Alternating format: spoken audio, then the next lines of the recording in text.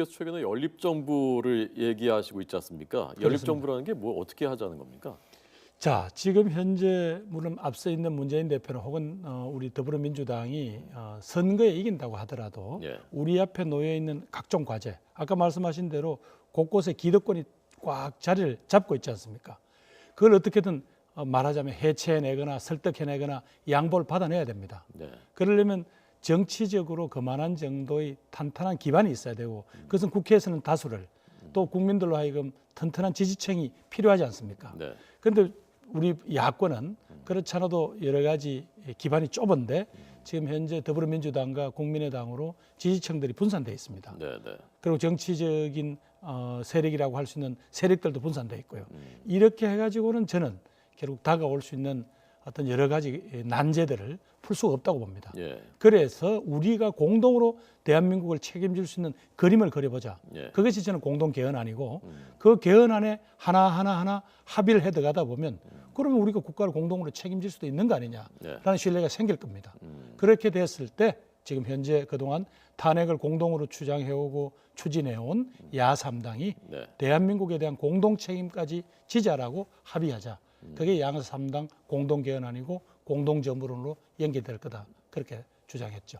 그 얘기는 그러면 문재인 대표가 말씀하고 있는 그 야권 통합하고 기본적으로 같은 얘기인 거고요. 야권 통합이라는 거는 지금 그동안 네. 한 1년 전 됐습니다만은 분당 이후에 아직까지 서로 신뢰를 쌓을 만한 어떤 그런 일이 없었습니다. 네. 네. 그리고 야권 통합이라고 자꾸 주장하니까 또 그만큼 조금 새가 몰린다고 생각하는 측에서는 또 흡수되느냐 네. 뭐 이런 어떤 오해가 있잖아요. 네. 또 선거 임박해서 또 야권 후보 단일화라는 게 그게 혹독합니다. 왜냐하면 후보가 된 측은 좋지만 네. 거기서 후보를 양보하거나 혹은 거기서 진 쪽은 사실은 무슨 기회가 없거든요. 예. 그런 것들을 모두 다 씻어내고 양측의 지지자들까지도 뭉칠 수 있는 방법이 야3당의 공동개헌안이고 공동정부다 그렇게 주장하고 있습니다. 네.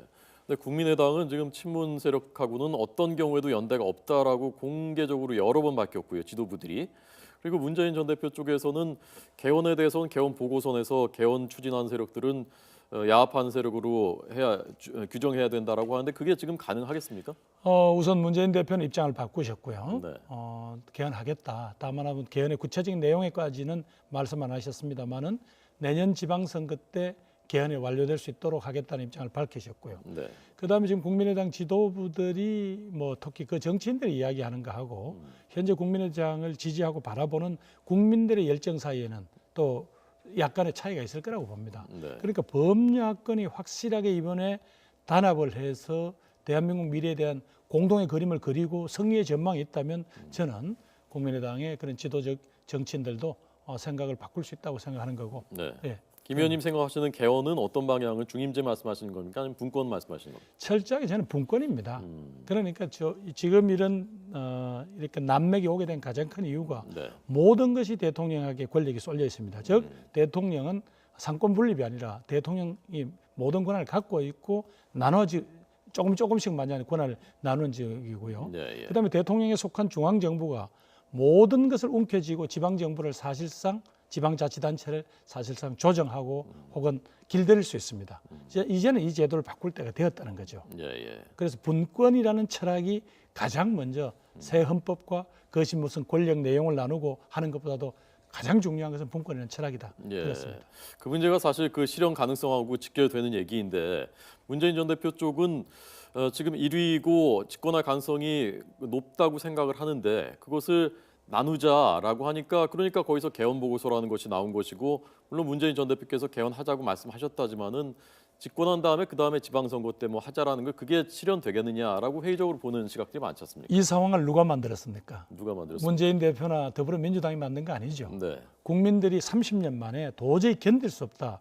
대한민국을 정말 바로 세워라. 이것이 나라냐라는 절규 속에서 만들어지는 환경입니다. 네, 어떻게 이 결과물을 어느 한 정치 세력이나 혹은 한 정치 지도자가 예, 어떻게 좌우하거나 그림을 그릴 수 있는 그런 상황이 아닙니다. 정말 이번 기회야말로 그동안 정말 꼭 바꿔야 되는데 네. 이런저런 이유 때문에 못 바꿨던 거를 이제는 확실히 바꿔야 합니다. 예. 물론 그중에는 헌법적으로 합의돼야 될 것도 있지만은 재벌이라든가 검찰이라든가 교육이라든가 이런 부분들은 법률로 또 가장 어려운 게 국회의원을 뽑는 방법 자체가 지금 국민들의 여론하고 계속 괴리가 있지 않습니까? 이것도 이번 기회가 아니면 못 바꿉니다. 중대 선거구로 가야 된다 말씀이신가요? 중대 선거가 될지 권역별 비례대표가 될지 모르겠습니다만은 네, 네. 적어도 비례성이 확실히 보장되는 제도로 바꿔야 소수 의견을 가지고 있는 정치적 견해들도 의원회에서 자기 기회가 있을 것 아닙니까? 네. 그런 것들이 전부 다 억눌려지니까 예. 그 분노들이 여러 곳에서 모순돼 있다가 이번에 터진 것이다. 저는 예. 그렇게 보는 거거든요. 네.